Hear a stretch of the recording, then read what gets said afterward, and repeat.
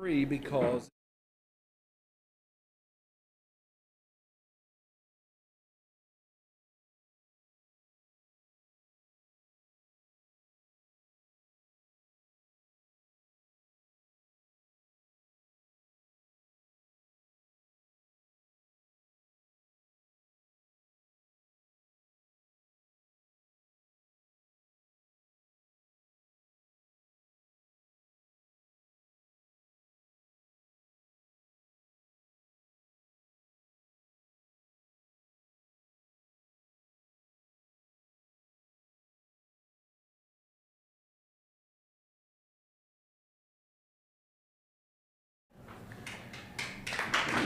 Hey everybody, and welcome to another edition of here at Town Square Social of Coach's Night Out. I'm Tommy Bryan, and we're going to try this again for another season.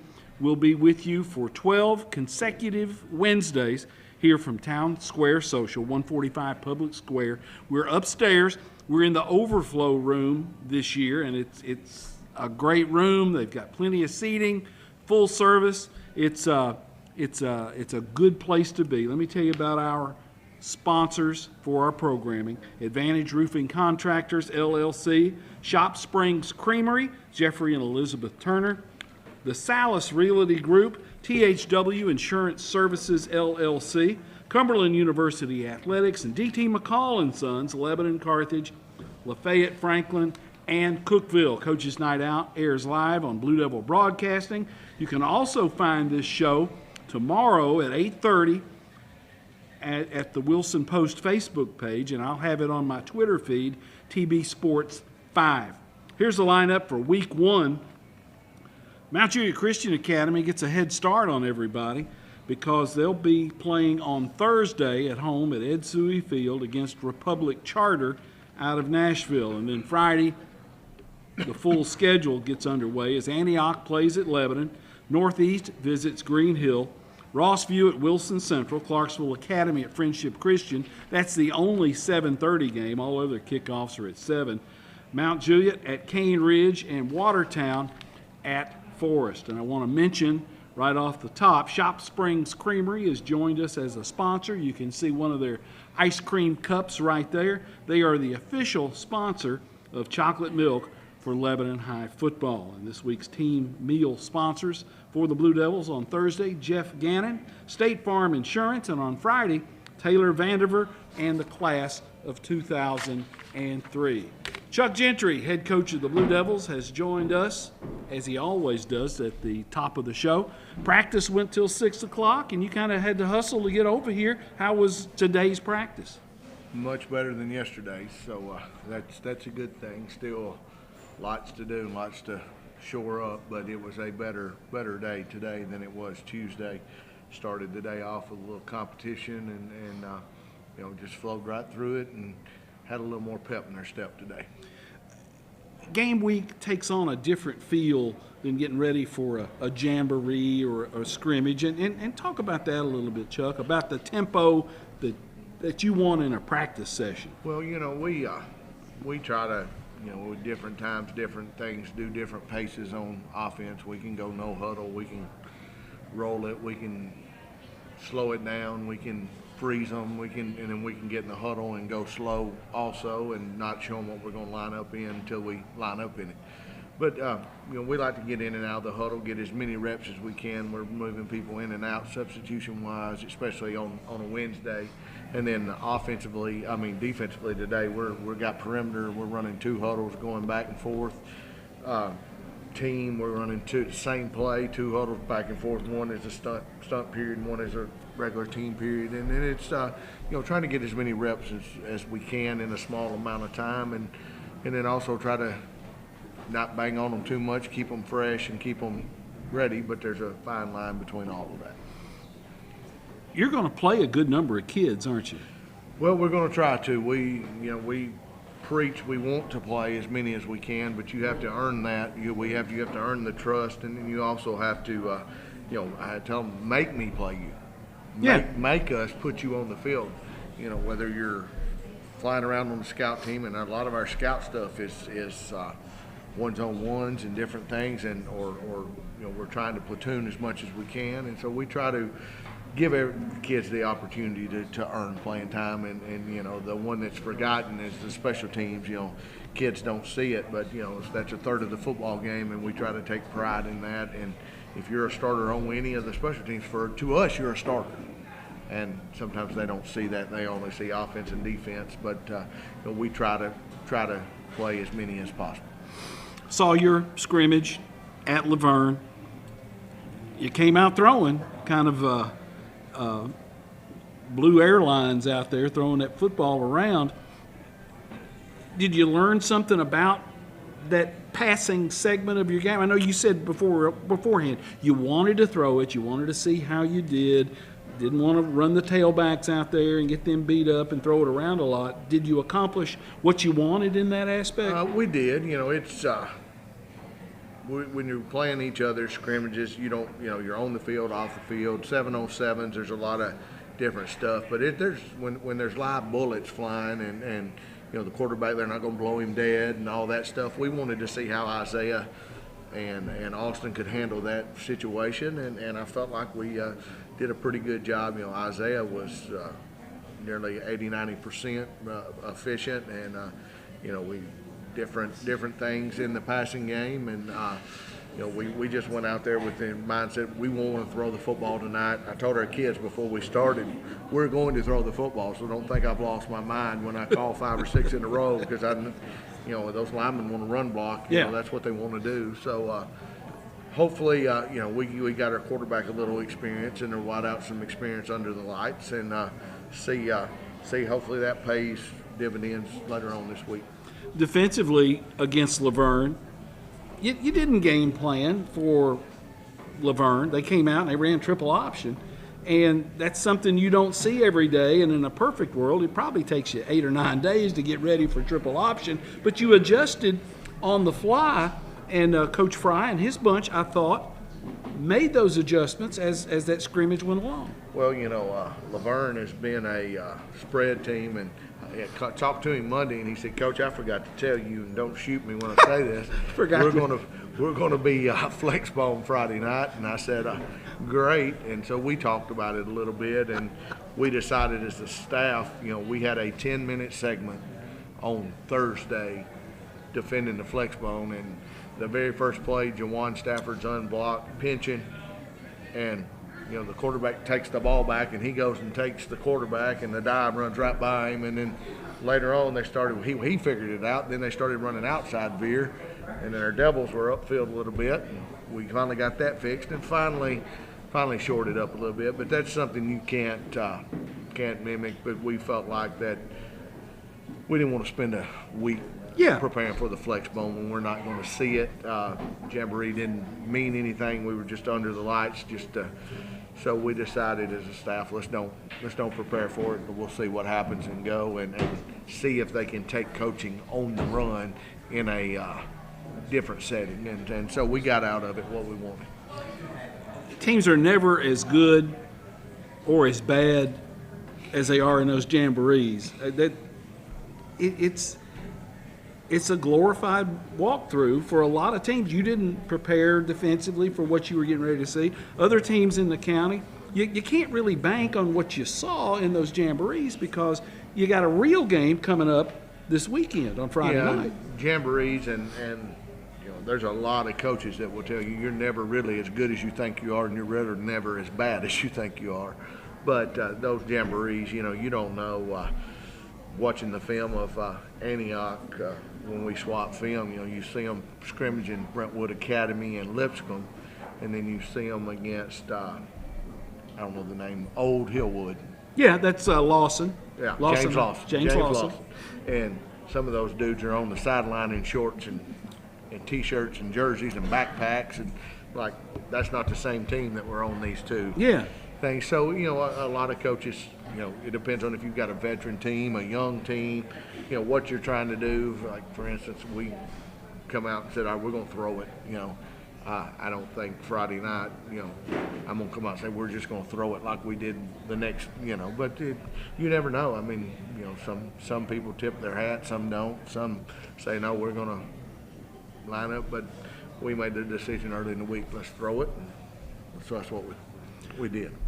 You've got a football team with a good amount of older guys, but guys who maybe not have played a world of snaps for you. It's kind of it's a little out of whack, isn't it? Well, we're definitely green and wet behind the ears, and we have seen them in the spring, in the 7-on-7s, in the scrimmages, in the jamboree, make some of those mistakes that, whether it's the communication, the huddle procedures, whether it's the angles, just the little things that you have to learn. The game is faster on Friday nights than it is in practice, and you have to learn how to do those things and fit correctly. And full speed tackling is, how do you practice that without getting a lot of people hurt? How much do you practice it? How little do you practice it? For instance, Dane Calloway, I know I've seen him for 3 years. We know what Dane Calloway is, and we know what he's going to be on Friday night versus, Pierce Anderson and Austin Harrison, who are new back there, and we don't necessarily know what they're going to be. So it's 6 in one, half a dozen in the other. And if you ask a lot of different coaches, you're going to get a lot of different answers and opinions. So it's hard to judge that. But being young, you have to play it by ear and go. But we're definitely not a young football team. We're an old football team, but an inexperienced football team. You mentioned Austin Harrison. Early in that scrimmage, he came up and made a play behind the line of scrimmage, came up and got that kid on the sweep. Nice, sure tackle back there. He can be a difference maker. He was in the secondary a lot last year, but you've moved him closer to the line of scrimmage. Well, he's in 2 different positions. He's playing our devil position with Deontay Wilson, and they're battling it out, and he's playing our rover position with Pierce Anderson, and they're battling it out. And so it's kind of a three to play 2, and against some situations we want something different, and maybe a fact where you see all 3 of them on the field at the same time at different times, just depending on what we're doing. But those 3 are 3 young kids, 2 juniors and a sophomore who will see a lot of playing time for us. I thought your defensive front looked good, and it looks like you've got a good amount of depth, or at least some depth there in those down linemen defensively. Well, Jawan Stafford coming back as a junior quite possibly may be our best football player. A lot of people don't know that yet, but we do. See him every day. Worked hard. He's got a motor that does not quit, and had a long talk with him in the offseason. He wanted to change numbers, and so I gave him the opportunity to kind of pick, but I kind of steered him in the direction of number 9. Which, if you don't know, that's the number Zion Logue used to wear at Lebanon High. And I said, that's big shoes to fill, and if you can't fill them, you're not ever going to fill them. You ain't gonna, that's a big foot, but you be you, but you honor that, and he has really done a good job with it. Quentin Moore playing nose guard, transferred in from Trousdale County. Mother moved to Lebanon. We're glad to have him. He's a good, big, active body in there. And then Jack Greer, senior, we feel like he's been here 57 years, and Jack's a little undersized in there at times, but he's as gritty and his technique is awfully good. Tough as nails, and we know what we're going to get out of him every day. And then you've got people like Deron Mays and Jaden Stafford, and Monday night in the JV game, Ari Gillespie had a really, really good game. And you've got people that are fighting for reps, and then Jordan Jewell will come down and play defensive end, outside linebacker at times, and just a lot of good football players there. You mentioned the kid from Trousdale County, and I've been covering football in Wilson County for 100 years. I have not seen the influx of kids at Lebanon High moving in like I have seen this year. Well, last year's senior class was decimated by people that moved out.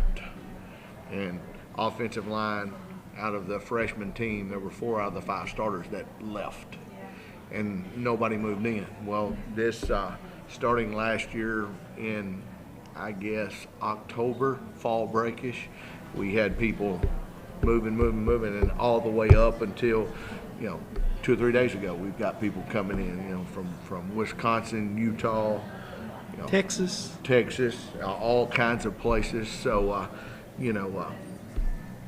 maybe that will benefit from that. Lebanon's exploding, and there's houses and condos and whatever you want to call them going up everywhere, and that's a good thing for our football program when you're getting people moving in. How many kids will you dress out on Friday? I'll say 90. That's a close, I believe at times we've had up right at 100, and we've had some that realized, hey, this ain't for me. Some that, we've had some that took a day or two to think about it. So, but I'd say 90 would be a good choice. You're taking on an Antioch football team, Chuck, that has got 3 or 4 guys that just kind of leap off the page. The quarterback is the first one, Andre Adams, number 10, freshman last year, threw for over 2,000 yards as a freshman and helped lead Antioch, helped them break a 22-game losing streak. They went 4-7 last year. They made it to the playoffs for the first time in years. They got a big tackle that's going to Purdue. They've got another big lineman who I was reading up on him yesterday, won a national championship in sumo wrestling and is qualified to go to some national competition. They got some choice guys. They have got, as I had a coach call me Saturday morning and said, Coach, they're big. They're big, they're fast, they're big and fast. So, it's going to present a challenge. They've got some big young men, some talented young men. Quarterback definitely makes them go, whether it's throwing the football. We watched him at 7-on-7, played them in 7-on-7, and he's a sophomore, but he's played a lot of football, and he can spin it and he can place it. They got tall, lanky receivers that can go get it. They've got the little slot guys that can wiggle and move. Big offensive linemen, huge defensive linemen, big linebackers, and some of those same athletes play in the secondary. So we've got our work cut out for them. I was sitting eating lunch today, and Coach Fry, I told him, I said I turned on the thing and looked, and then the Upper Cumberland Reporter, Upperman was number 1, Cookeville was number 2, and then he said, yeah, good job scheduling. Antioch when they're the best, Upperman when they're the best, Cookeville's coming off, and they're going to be good, one of the best teams that they've ever had. Good way to start the season, pretty much. So he said, about more schedule better next year. So I said, well, thank you. I said, I think I had some help doing that. But, you want to play good people. You want to play games that mean something. Always good to start the season 1-0, but it's good that we're starting the season 615 Prep Spotlight Game of the Week. There's a lot of eyes and ears going to be on it to see what do we look like, what do we do, how do we handle ourselves, and so it'll be fun atmosphere, fun time, and hopefully we can. We're not too small and too slow, and we're them too big, too fast, and see how it goes. Chuck, thanks for the visit as always. We appreciate it. We will talk to you. I'll visit with you tomorrow. Yes, sir. Thank you, Tom. Chuck Gentry, head coach of the Blue Devils, with us here on the first segment of our opening show of the 2024 season. We'll be right back after these words.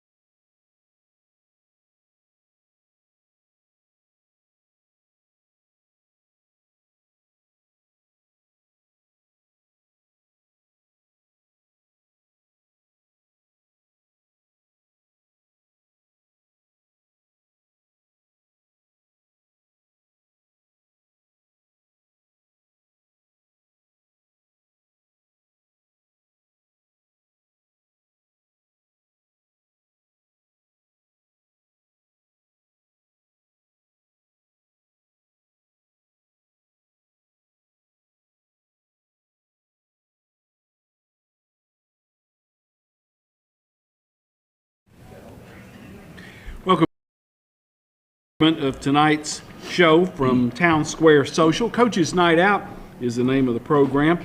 We're located at 145 Public Square, open for lunch and dinner 7 days a week, and the folks at Town Square Social, Kyle and Cody, also own Cedar City Brewing Company, 112 Public Square. Advantage Roofing Contractors, LLC, Shop Springs Creamery, the Salas Realty Group, THW Insurance Service, LLC, Cumberland University Athletics, and DT McCall & Sons make this program possible and help take care of all of us. Tim Mathis, head coach at Cumberland University, with us here in the second segment of the show. Tim, you guys are locked up in preseason camp. It's a lot of practice, and then you got your Saturday scrimmages. How has this bunch been to coach? They've been fantastic. It's been, in fact, I've told the guys several times, probably the best group of kids we've had as far as gelling together and being each other. It's a really tight group, so it's been real fun. We've had a couple of scrimmages and getting into this is our last week of camp, and then we start preparation, game week preparation, but it's been really good. Now we're just right here at the end, we're just trying to back off a little bit and heal up all the bumps and bruises and get ready for game week. Early on, you got to find out really who's who, because you got a lot of young kids coming in. You kind of put them through the meat grinder early on. We definitely did. We hit. That's kind of why I said we're kind of backing off now and kind of fixing the bumps and bruises, because we got after it, especially those first 2 weeks, and because we wanted to see, who you got back, and we got a big group that's back, but we had some talented young guys come in too that you want to see how they can do against college competition and whatever, and see if you can count on them right now or if they need a year or what. And it's been fantastic.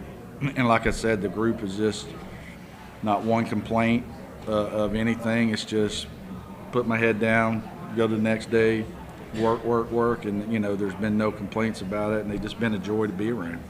You had a photo session on a Saturday, I believe it was last Saturday or maybe the one before, and you let me come out and get some group shots of some Middle Tennessee guys, the Wilson County group, the Sumner group, the Rutherford group. You got a bunch of guys from right in here close. They're right. That's something we try to focus on. We definitely try to have a 75, 80-mile radius of Cumberland. We think that's the best football in the state of Tennessee is right here in Middle Tennessee. So if we recruit our backyard pretty good, we think we're going to have a good football team. Well, and the guys in that photo, in those three photos, they're going to play. There's right. A lot of them going to get on the field. A whole lot of them are going to get on the field. They're going to play, and it's just, and it's not an easy decision for them sometimes. And, you've been in that boat where, you feel like you're just staying at home, feel like you might just still be going to high school or something. So, it takes something from them to see the big picture in it and what an impact. The biggest thing I've always tried to sell them on is the impact you can have at home by staying at home, and those guys embrace it, and we do. We have some really good football players from those three counties that are going to play a bunch. Well, and I've heard you say this before. You need to come to Cumberland to play football, but if you're not coming to get that degree, you need to go somewhere else. Right. You guys focus on that academic side of the student athlete. Definitely do. I'm just, maybe I'm just a different college coach in that, because you don't hear that a lot. In the interview, and it might be that's just not what's either put on TV or put in newspapers or whatever. That doesn't sell the print or whatever, but that's got to be the main reason. It's not the only reason. I tell them all the time, you're here because of football. You probably wouldn't come to Cumberland if it wasn't for football. You don't minimize that, but the reason football, I tell them all, and I was like, because I always ask them, how old are you when in the recruiting process, and they're like 17, 18. I'm like, you don't want to hear this right now, but at some point in your life, football's over. Yeah. And, what are you going to do when it's over? And so you've got to have a big picture and a plan of what are you going to do, what's going to change the next 50 or 60 years of your life. And to me, and it's just the way I was brought up too, that, a college degree you don't have to go to college. There are a lot of people that didn't go to college and make more money than I'll ever make in my life, but it opens so many more doors. And that's the biggest thing. Electrician or plumber, they hit their ceiling. They might do real well, but if they don't go into work, they don't make money. When they go on vacation, it's not a paid vacation. You know, there's things you can do with a college degree you just can't do with the other. It just opens so many doors. So to me, that's got to be the main thing. You've got, will you have a scrimmage on Saturday? We probably won't. 'Cause Okay. We've had two, and it really will be just a dress rehearsal for next Saturday. You know, we'll go through the pregame. You kind of practice. You kind of practice the pregame stuff, and this is how we'll come out. This group comes out first. So that's kind of what Saturday will be. It will be a dress rehearsal of getting ready for next Saturday. Talk about logistically going to Missouri Baptist and playing on that Saturday, the 31st. Right.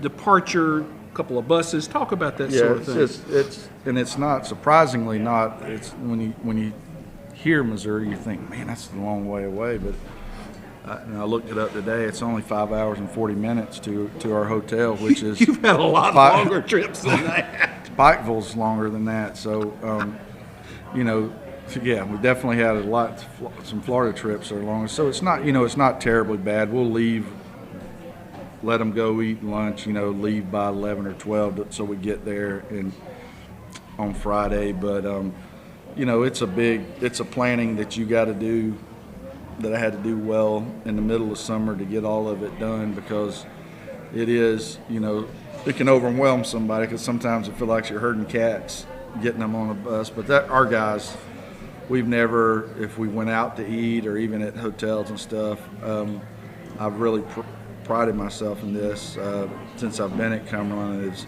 We've never had a trip where somebody didn't comment how well behaved they were. We don't have to sit there and wait outside their doors, make sure they're not doing anything. Our guys know why they're going on a trip, know what it's about, and they represent the school perfectly.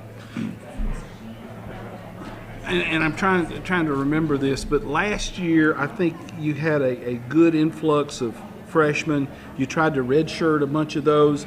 That builds depth in your program. Will this team still be kind of on the young side? I mean, it still will. So, last year I think we graduated 12 guys. 8 of them probably played. That played a lot. But this year's going to kind of be the same way. We only got about 12 or 13 guys. We were heavy last year, freshmen, sophomores. So now we're heavy junior, sophomores, and we did try to redshirt a good bit of those freshmen last year, but several of them got to play, got game experience, and you have all those sophomores that got the game. We were young, and so, it's exciting the fact that we are that young, and we went 5-5, and we really felt that we, gave away a couple of games we shouldn't have. So, we're really excited coming into the season because of everybody we got coming back. This the Mid-South Conference, it has been kind of in flux. I know we don't have a crystal ball, but will it? I sometimes worry about the Mid-South Conference, about who's coming, who's going. Will it stabilize? It's a huge worry, because the one down, and it's not a downfall. It's the one thing about NAIA football in the South is there's not a lot of it. Yeah. Everybody's NCAA. So first thing, not a lot of people know about that. But so if you lose a school from the conference or whatever, it's hard to pick one up, because there's no schools out there that are NAIA that play football. There's a lot that play basketball and baseball. I mean, there's a bunch of them. Right. But there's not a lot that do the football, because it's, you got to spend money to do that, and a lot of them don't want to do that. So it is worrisome that, if you lose one more, we don't have an automatic bid to the playoffs, with a conference that historically is really good in the playoffs, and one of the best, top to bottom, probably one of the better conferences in the country as far as NAIA goes. So it is worrisome because of that. You made a decision at some point to kind of get back to your roots and coach a position and that is the position you grew up in, Right. offensive line. How has that been for you, getting back with those guys? I've loved it. I don't know if those guys have really liked it, and I think they have. I mean, it's my heart, it's my passion as far as coaching or whatever. So, and that's why I did it, because I knew I could do it okay, and I could go get. I'm coaching the running backs, and really didn't have to do when you got the running backs we had. It was just stand over there in the corner and shut up and don't say much, and you'll be okay. But I knew I could go get a really good, experienced running back coach, which we got, and if I coached the offensive line, it would be a smooth transition, because those guys, one of the big reasons I wanted to do it is just because of the nature of NAIA too, and how small colleges sometimes pay or whatever, that these guys were going to be going on their third head coach or third position coach in 3 years, and I was like, okay, I'm going to stabilize this, and it has been good, and I think I'm going to say I dummied it down, because I'm not as smart as some of those other guys. So, I try to make it, my big thing with them is make it simple so we can play fast and be really, really physical, because that's all I've installed in them is the physical part of it, of playing offensive line. So I'm excited to see how they do that. And it's real exciting to take over that group too. And the freshmen that come in, it's the first time since I've been here we actually have depth there. So I'm kind of walking into a pretty good situation. Who are some guys we will see line up on game day? Tackle to tackle. Will Sanchez has played for us for 2 years at tackle, and Trey Wiggins has played guard and tackle for us. He's going on his 3rd year, and Brody Hall's been our center going on his 3rd year. Those guys. Evan Jones played some for us at tackle last year, so he'll be going in his 2nd year. And we've got Mitchell Bear, a local guy here from Friendship that started out at Lindsay, that's going to play for us. Drake Fisher, that's from I hope I don't say this wrong. I think he's from Station Camp. He's from up there somewhere. That's a guard for us. And Logan Martin played for us last year at guard. And Tylen Orr, who's from I believe Columbia Central. We redshirted him last year. He was one of the freshmen with redshirts.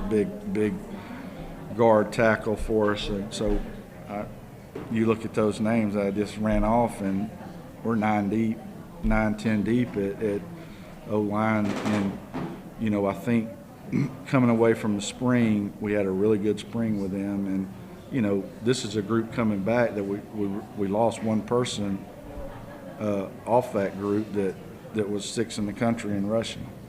And so, you continue to do that, and we really, really, really worked this spring on throwing the ball and doing a little more RPO stuff and all that, and it's continued in the fall, and we had a really good spring doing it, and we have in the fall that if we can just throw the ball like we did 2 years ago with the running we had last year, that we're going to have offense that's going to be pretty darn potent. Your running back room looks pretty good. It's, some people say you lose Traylon Shepard, and it's a big hit. Yeah. An all-time leading rusher at Cumberland, but we have 5 guys that can start. And it's, that's tough. It's great. Coach Henry kind of walked into that room too, and he's like, and he told them at the beginning of fall camp, y'all make my decision tough. And they have. And, it's a great group that we got several old guys there, and we got a couple of new guys that are going to be just unbelievably fantastic. And it's just it's going to make that whole thing click. The run part's going to be, if we stay healthy and all, it's going to be a potent attack. We talked earlier. You've got a lot of new coaches on the staff. You, Bobby Brown, offensive coordinator, Torian Smith, defensive coordinator.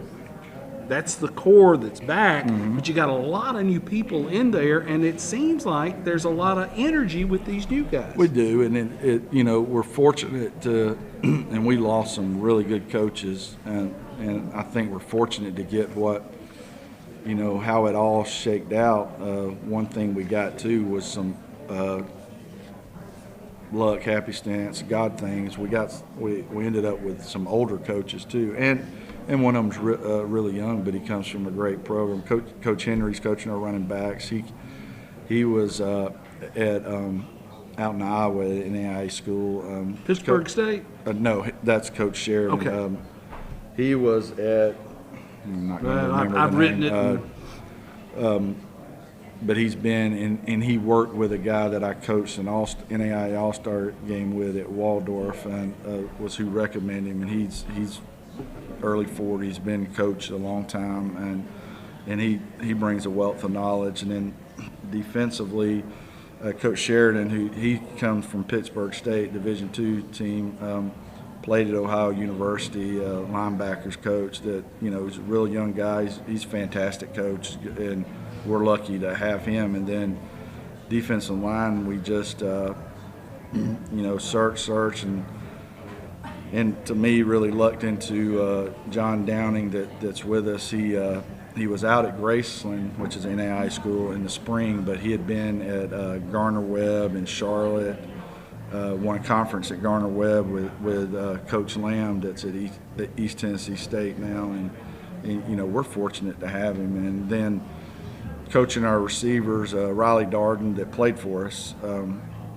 he replaced Coach Lounsbury that's no longer with us. So, bringing Riley, he's just he's a spitfire that brings a lot of energy to that wide receiver room. So I think we have a great staff, and we've really meshed well, and I think they work well together. But the energy and the coaching, it's positive. Just go after an energy, and I'm excited about it because I think we got a really good staff. Starting on the road, going to Missouri Baptist for that first game, you're going to find where you've got some kinks, some things to work out. I believe your second game is on the road as well. At Union, it's at Union. Our first two games are on the road. Union, so Kentucky. We don't play at home, I think, until September 14th. Last time I went to Union, Kentucky, Dwayne Alexander was the head coach, and a lot of stuff got stolen out of the locker room. So you've heard that story. I've heard that. So that lock story. everything up. And it's not a when you locker go room. You dress in the Swimming pool area. The And, swimming pool. yeah, it's Barbersville, Kentucky is not on everybody's top 10 places to go in America. I can tell you that. Folks, when the home portion of the schedule rolls around, NAIA football is a lot of fun. It is it's an event, and the way you guys do it at Cumberland, you got the Jumbotron, you got the big pavilion for the recruits and the alumni to come hang out. The band is a big part of it. It's a fun event.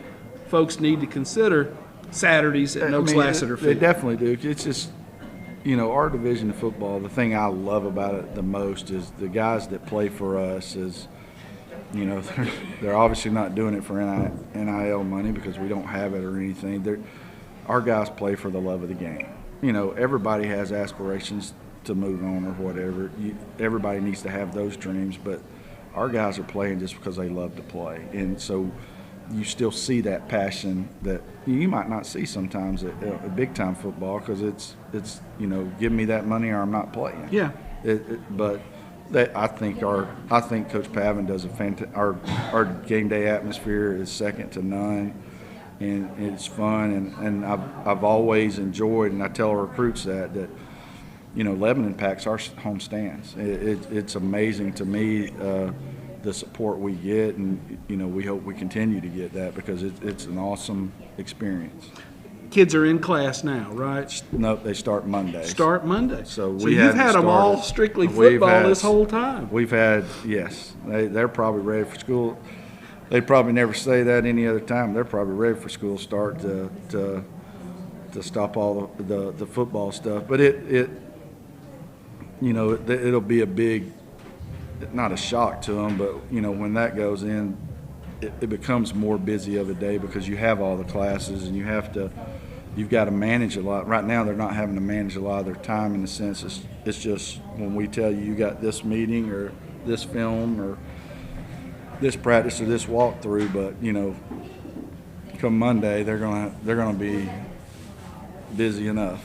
Well, and then they settle into that routine that they've got class during the day, we got practice afterwards. Right. Let's get into this thing, and then you're gonna play football in 2 weeks. And we've been harping on that because it is approaching, and you want them to, key to going to school at a small college is go in class every day with a smile on your face, and interact with professors, because I went to Georgia Southern when I was there, 12, 13, 14,000 people. I was the last 4 digits of my social security number. Here, the professors know your name. So it's just like us when you're on the football field, you build relationships.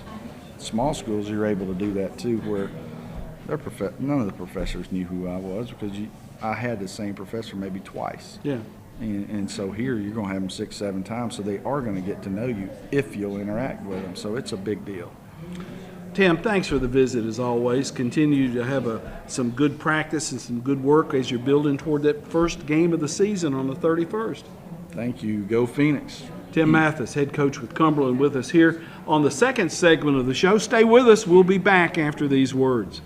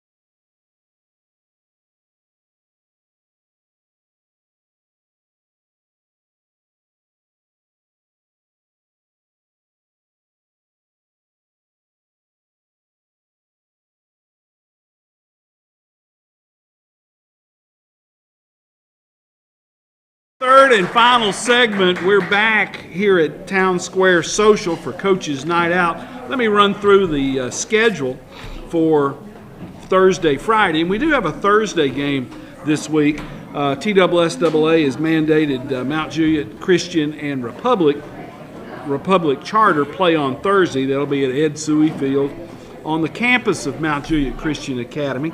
Then on Friday, the other 6 programs in the county get underway. Antioch at Lebanon, Northeast at Green Hill, Rossview at Wilson Central, Mount Juliet goes down Hobson Pike to play Cane Ridge, Watertown goes into Marshall County to play Forest High School, and then the only 7:30 game on the slate, Clarksville Academy at Friendship Christian, and John McNeil, who is so set in his ways, he wants to play at 7:30 early in the season, and he's got turf, and it's probably a little hot then. So Clarksville Academy will play Friendship at 7:30 on Friday night. Shops Springs Creamery has been a new sponsor for us. That's these folks right there, good people, the Turners down in Shop Springs. And no, Coach, there's no ice cream in it. Just checking. Just I you get a never spoon know. here somewhere.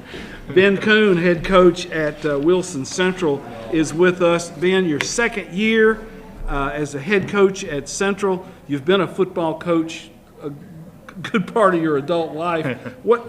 The second year as a head coach, Have you learned things? Are you doing things a little differently? Talk about that if you would. Well, I mean, that first year you really don't 100% know what you're getting into it until you're into it. So going into this year, having a year under our belts, kind of knowing, hey, this worked last year, or maybe this needs to be reevaluated, has been real helpful to me having that experience. So I really like where we're at. I feel like all aspects of our program we're moving in the right direction. And it's a lot easier when you've got a year of experience underneath your belt for sure. Oh, absolutely. And you've got some holdover coaches. You've got some fresh coaches. Talk about your staff a little bit. Love our staff. Where it's at. We have a new defense coordinator, Dylan Linville. He was at Page for the past couple of years. Played in 3 straight state championships, and he's really come in and completely changed the mentality of our defense, and that's been huge for us. I was able to hire another offensive line coach. He's helping a lot with freshmen, Lane Cripps, who I actually coached when he was in high school when we were at Smyrna. And then Coach Bodie Boyce, who graduated from Blackman, and he's coaching our fullbacks and our tight ends right now. So we've had some new additions, and we maintain most of our assistants, but it's a really good group, young group, and we're excited about the direction they're taking us. Not that you're partial to one position over another, but offensive line has kind of been where you live. That's me. Talk about those guys who are going to play for you. Oh, we've got a great group. It starts with Coach Kniffel, who's our offensive line coach. He does an amazing job. Coach Cripps helping him too with the offensive line. But that group, we've kind of shuffled them around a little bit since spring, and then during our first scrimmage, we really kind of figured out, I guess, what the best mix of those guys were. Let me interject and ask this. There are a lot of folks who believe doesn't matter what position, you want to get the best 5 offensive linemen on the field together. Is that kind of the way you look at it? Yeah, and offensive line is different too, because it really depends. Like, every kid has a different skill set, and then there's also the team aspect of an offensive line. Like, just because you're an amazing left tackle, you might not fit into the scheme with the other guys. So really just trying to find the right guys, get them in the right spots, and then let them start gel together. And I think that's something, as you watch our scrimmages, they're getting better every single time. And so we're really excited. We've had a great week of practice so far. It's a really, really good group, and we're pumped to see what they do this week. I spoke just a little bit at this fair thing they had on Sunday last week, where they had the watch list and introduced players. And I said something, and I really believe this. What you did in a jamboree really doesn't matter. Right. That if you go out and you play great, so what? If you go out and you don't play very well, that doesn't matter. It's this week of preparation, getting ready for Friday, that's so big. And honestly, you'd probably rather go out in the jamboree and make your mistakes, because then you've got another week that you can get it fixed and get it dialed in. And, we had some things on special teams that we had to fix and kind of do some shuffling around. And offensively, we've kind of changed some things, but it's really good. You have to be able to take the results, you have to be able to look at them and adjust off of it. So, I really like where we're at right now. You got Mayfield back healthy. That helps. Which I saw him at Cumberland's little day camp they had, and he was moving around and bouncing around, throwing the ball well. He got hurt early last year, and the guy you wanted to be your quarterback wasn't available. Yeah. Well, now he's back. Yeah. I mean, it's tough at any level of football, whether you're middle school, high school, college, NFL.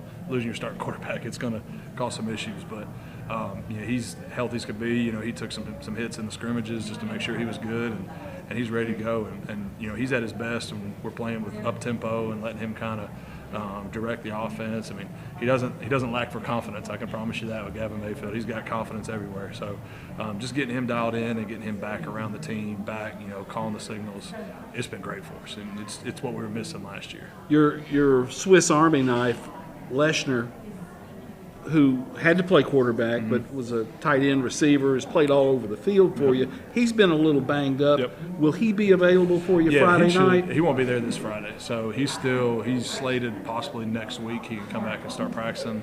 So he's coming back. It's just kind of out of abundance of caution with him, trying to make sure. But he'll step right in at our tight end spot, our defensive end spot we've been playing him at too, play a bunch of wide receiver too. I mean, he's, like you said, he's a Swiss Army knife. Is he able to do things?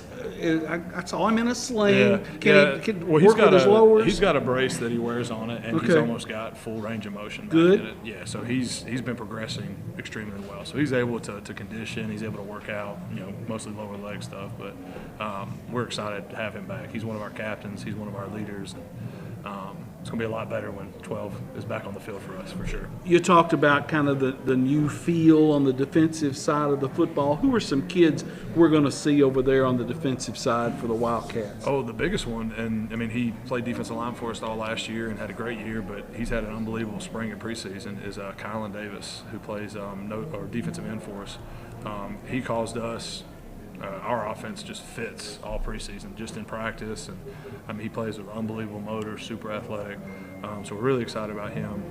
Dylan Brown, who played a little safety last year for us, he's moved to inside linebacker, and I mean, he's everywhere. He's been great. He plays receiver for us too, and he's just just a great kid. And, he's had a really good spring. And then the last one is Chaz Martin.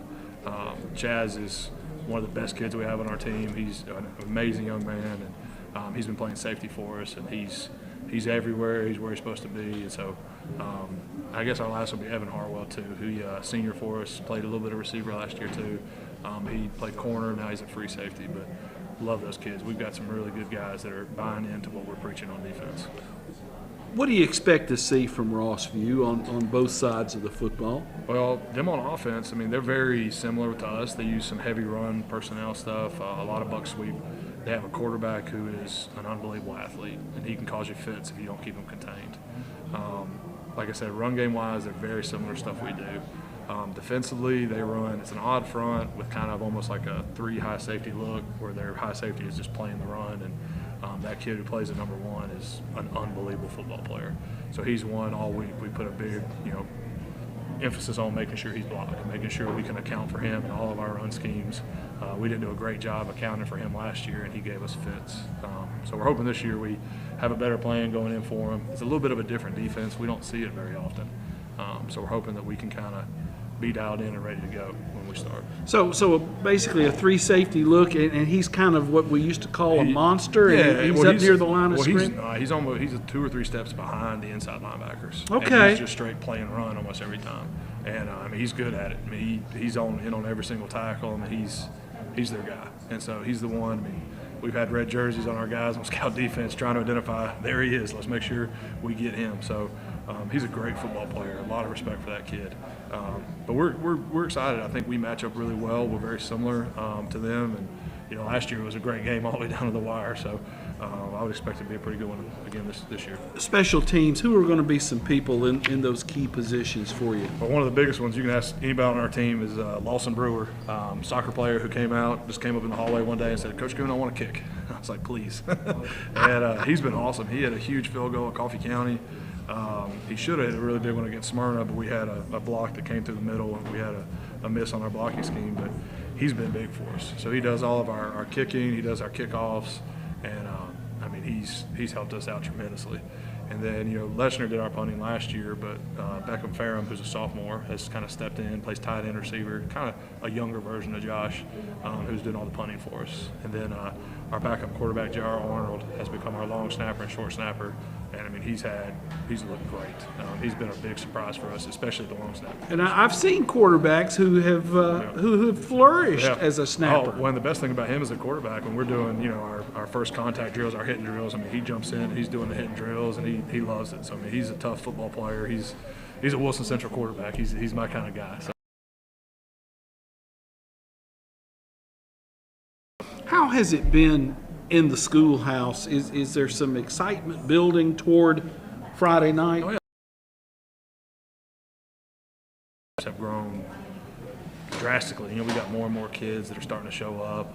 Our freshman team is starting to have some really good success, and so I think we've got some excitement building, and I would anticipate it being a pretty fun atmosphere at Wilson Central on Friday night this week. Are there a couple of keys, a couple of things that your team's going to have to address and take care of on Friday? Well, I mean, first game of the year, it's always the same, ball security. You always have, last year we had turnovers that killed us, we had bad snaps that killed us. The thing that we preached all week to our kids is ball security, take care of the football. There's nothing wrong with ending an offensive drive with a punt.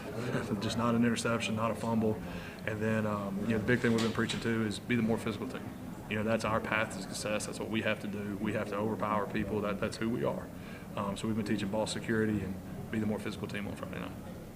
In the weight room during the week, is it more maintenance? Is it more we're trying to get stronger during the week? How do you guys address that? Well, our big thing is grit, and grit is just toughness. It's just resiliency. So we get after it in the weight room. Coach Kniffel and Coach Boyce and Coach Cripps, they set a high expectation. I mean, we're lifting heavy weight. Now we're being smart with it, but we're really pushing our guys to keep that edge that they built in the off season. So for us, it's when we're in there, we go to work. Obviously we're doing things that are the right way, but we're setting a presence that we're here to work. Coach, thanks for the visit. We appreciate it. Best of luck to you and the Wildcats on Friday, and we'll get you back in here. We rotate this third spot every week. We'll have ice cream in this next time, right? Well, we'll see. We'll get a little cooler or something. We'll see what we can work out. But thanks for being with us. Yes, sir. Always. For all the coaches, for Chuck Gentry, Tim Mathis, and Ben Kuhn, thanks for being with us here. Coaches Night Out at Town Square Social. I appreciate our sponsors, Advantage Roofing Contractors, Shop Springs Creamery, the Salas Realty Group, THW Insurance Services, Cumberland University Athletics, and DT McCall and Sons. For all of this group, I'm Tommy Bryan, and I will talk to you later.